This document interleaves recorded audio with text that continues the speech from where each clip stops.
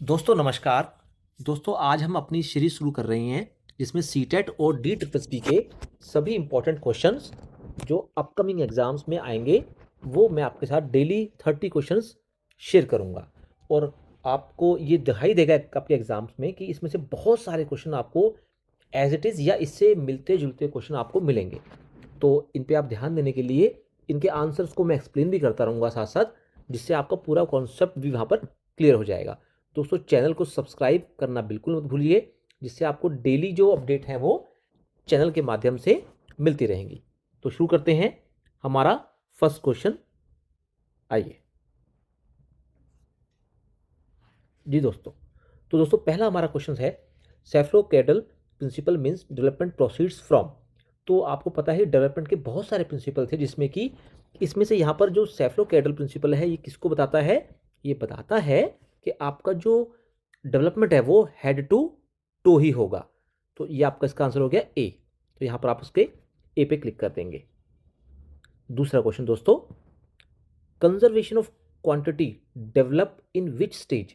तो बच्चे के अंदर जो क्वांटिटी का कंसेप्ट होता है वो कहाँ पर कंजर्व होता है? तो प्याजे की आपको 4 स्टेज दे रखी हैं। तो आपको ध्यान होगा कि जो हमारी कॉन्क्रीट स्टेज होती है, कॉन्क्रीट ऑपरेशनल, इसके अंदर बच्चा जो है क्वांटिटी को डेवलप, इसका कॉन्सेप्ट को समझना सीख लेता है। जैसे कि एक बच्चे को आपने बड़े ग्लास के अंदर पानी दिया और दूसरे बच्चे को, उसी बच्चे को आपने मोटे ग्लास से पानी दिया, लेकिन इसमें उसको उस स्टेज से पहले लगता है कि दोनों के अंदर इसमें ज़्यादा पानी है, जो ग्लास पतला है। लेकिन वो इस स्टेज में आने के बाद उसके अंदर समझ आ जाती है कि क्वांटिटी केवल शेप से मैटर नहीं करती, बल्कि क्वांटिटी उनकी समझ से, मेजरमेंट से मैटर करती है। तो इसलिए इसका आंसर क्या हुआ? Concrete operational.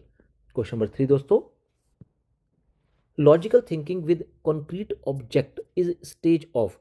तो लॉजिकल थिंकिंग कहाँ डेवलप होती है? दोस्तों लॉजिकल थिंकिंग डेवलप होती है कॉन्क्रीट ऑपरेशनल स्टेज में।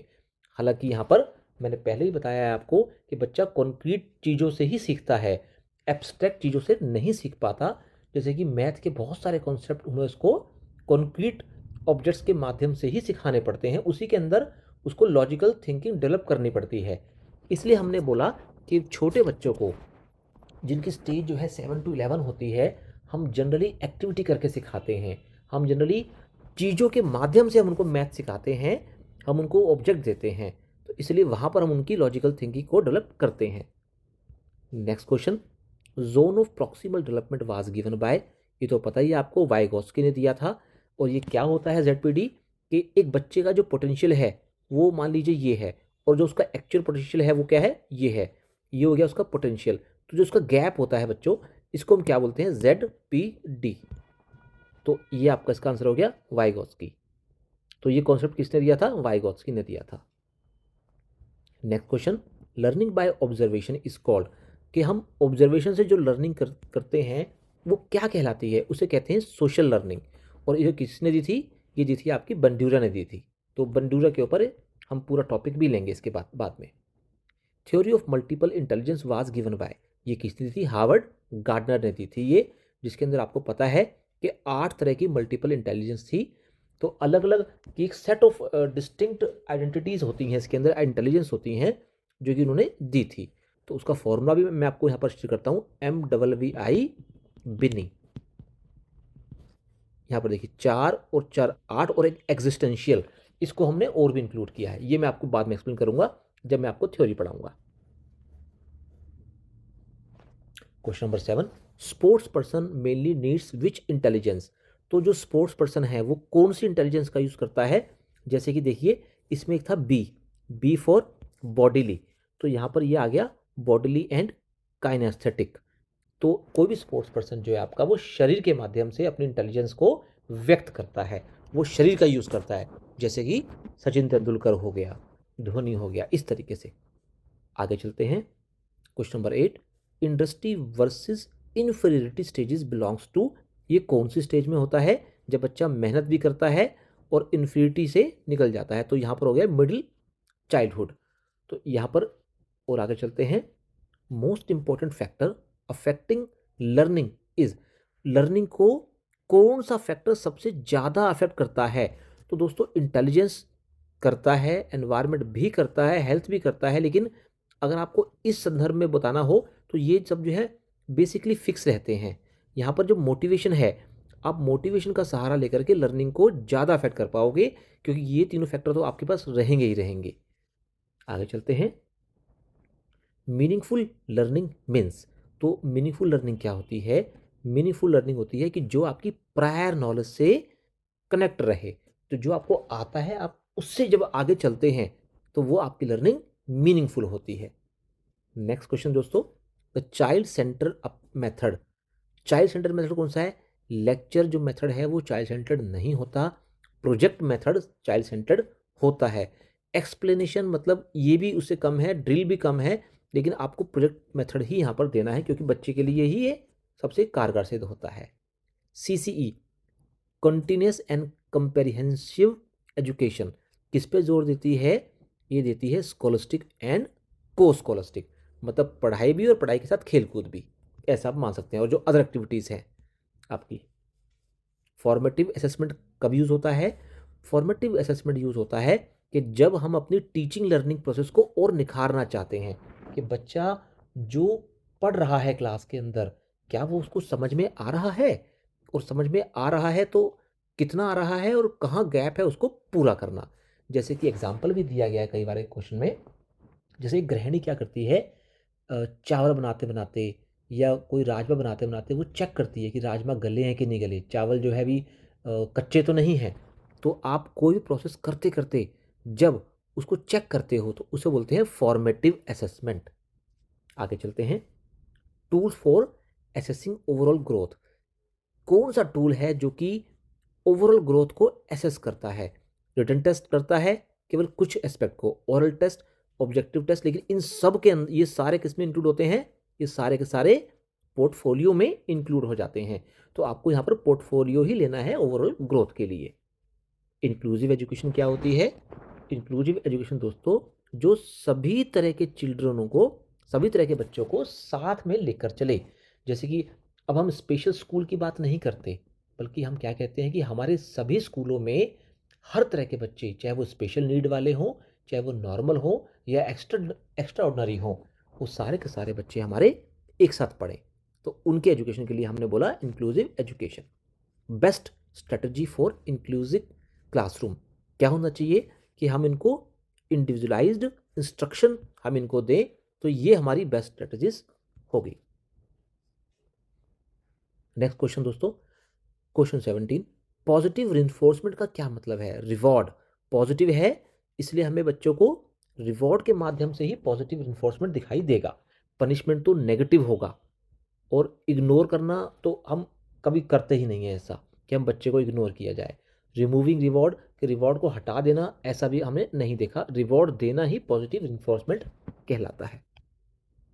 Next question, reinforcement and punishment theory, ये किसने दी थी? ये थ्योरी बिहेवियरिस्ट की है। तो गेस्टॉल्ट की अलग थ्योरीज हैं, कॉग्निटिव की थ्योरी जैसे कि प्याजे की थ्योरी हो गई। गेस्टॉल्ट की थ्योरी से हम इंसाइट थ्योरी बोलते हैं, कोहलर ने दी थी ये थ्योरी। बिहेवियरिस्ट थ्योरी जो है वाटसन ने दी थी। साइक्लो एनालिटिकल थ्योरी हमारी फ्रायड ने दी थी, आपने इनका भी नाम सुना होगा, फ्रायड। तो इस तरीके से हम इन थ्योरीज को भी धीरे धीरे अपने टॉपिक्स के साथ में बाद में ऐड करेंगे। Teacher praising student is an example of, अगर टीचर ने बच्चे को प्रेज किया है, शाबाशी दी है, तो ये पॉजिटिव रिइंफोर्समेंट में आएगा। Insight learning theory was given by, तो ये किसने दी थी? ये कोहलर ने दी थी। और इसको चिंपैंजी के माध्यम से मैं आपको जब बताऊंगा कि कैसे उसने एक्सपेरिमेंट किया, तो वहां पर वो आपको दिखाई देगा। Creativity develops best by, creativity किससे डेवलप होगी? तो अगर आप बच्चों को ओपन एंड क्वेश्चन दोगे तो बच्चों को क्या होगा? उसकी क्रिएटिविटी डेवलप होगी, क्योंकि आपने उसके कोई फिक्स आंसर नहीं रखे, तो बच्चा खुद सोचेगा, खुद क्रिएट करेगा। तो यहाँ पर आपका आंसर सी होगा। Next question, individual differences handled by, individual difference जो है वो कैसे हैंडल होता है? क्या सेम मेथड अपना करके पूरी क्लास में? नहीं। पनिशमेंट दे करके? बिल्कुल नहीं। फ्लेक्सिबल स्ट्रेटजीज अपना कर ही, आप जैसे बच्चा चाहता है, जो बच्चा जैसे, जिसको एब्स्ट्रैक्ट मेथड चाहिए उसको एब्स्ट्रैक्ट दिया जाए, जिसको कॉन्क्रीट चाहिए उसको कॉन्क्रीट दिया जाए। तो इस तरीके से हम इंडिविजुअल डिफरेंस को भी मेजर कर सकते हैं। इनमें से कौन सा ट्रेट एडोलेसेंस का नहीं है, तो ये ध्यान रखिएगा। तो देखिए, इमोशनल इंस्टेबिलिटी एडोलेसेंस में होती है, आइडेंटिटी सर्च बच्चा उस समय करता है, रैपिड ग्रोथ भी बच्चे की उस समय होती है, केवल इमोशनल मैच्योरिटी उस समय नहीं होती, उसके लिए भी थोड़ा वक्त और चाहिए बच्चे को। तो हमारा answer D. Best way to motivate learner, motivate learner कैसे हो सकता है, उसका बेस्ट वे क्या है? तो क्या डरावे से? बिल्कुल नहीं। रिवॉर्ड से हो सकता है, मीनिंगफुल लर्निंग से सबसे ज़्यादा हो सकता है। तो मीनिंगफुल अगर लर्निंग दे दी जाए तो वही बच्चे को मोटिवेशन सबसे बढ़िया रहेगा, क्योंकि जो रिवॉर्ड, अगर आप बच्चे को हमेशा ही मोटिवेट करने के रिवॉर्ड दोगे तो ऐसा आप कब तक कर पाओगे, पूरी उम्र ऐसा नहीं कर पाओगे। अगर उसको मीनिंगफुल लर्निंग दे दी जाए जिससे उसको मीनिंग समझ में आए उस चीज़ का और वो आगे उससे बढ़ सके, तो वो उसके लिए बेस्ट होगा। लर्नर ऑटोनॉमी का क्या मतलब है? लर्नर ऑटोनॉमी का मतलब है कि self responsibility, understanding others emotions is, देखो अदर्स की बात की है, अंडरस्टैंडिंग अदर्स। अगर इंट्रापर्सनल है मतलब बच्चा यहाँ पर या हम यहाँ पर खुद को समझने की कोशिश करते हैं, खुद को अंडरस्टैंड करने की कोशिश करते हैं। लॉजिकल मतलब बेसिक्स ऑन मतलब रीजंस पे बेस होता है ये, रीजंस पे। और इंटरपर्सनल होता है अदर्स पे। तो यहाँ पर आप क्या कहोगे? C answer. और एक स्पेशल क्या होता है जो कि विजुअलाइजेशन पे होता है ये, तो यहाँ पर ये भी आंसर नहीं है, केवल आंसर क्या होगा? सी। डेवलपमेंट क्या है? डेवलपमेंट तो कॉन्टिन्यूअस है, तो इसका यही आंसर है। नॉन स्कॉलस्टिक एरिया क्या होते हैं? मैथ्स तो एकेडमिक है, साइंस भी एकेडमिक है, स्कॉलस्टिक है, लैंग्वेज भी आपका इंग्लिश हिंदी जो हो गई स्कॉलस्टिक है। लेकिन जो एटीट्यूड होगा बच्चे के अंदर, उसको डेवलप करने के लिए हम स्पोर्ट्स भी सिखाते हैं, म्यूजिक भी सिखाते हैं, कई तरह की एक्टिविटीज कराते हैं, तो वो एटीट्यूड में आएगा। तो यहाँ पर क्या होगा इसका answer? C. Labelling students should be avoided because, बच्चों को लेबल नहीं करना चाहिए, क्यों? उससे टाइम बचता है। एनकरेज लर्निंग होती है? बिल्कुल नहीं, टाइम भी नहीं बचता। एनकरेज लर्निंग होती है? नहीं। Harm self esteem? यस। इसीलिए हमें इसको अवॉइड करना चाहिए क्योंकि ये सेल्फ स्टीम को हार्म करता है। 30 question. Teacher role in constructivism is, teacher का रोल क्या है कंस्ट्रक्टिविज्म में?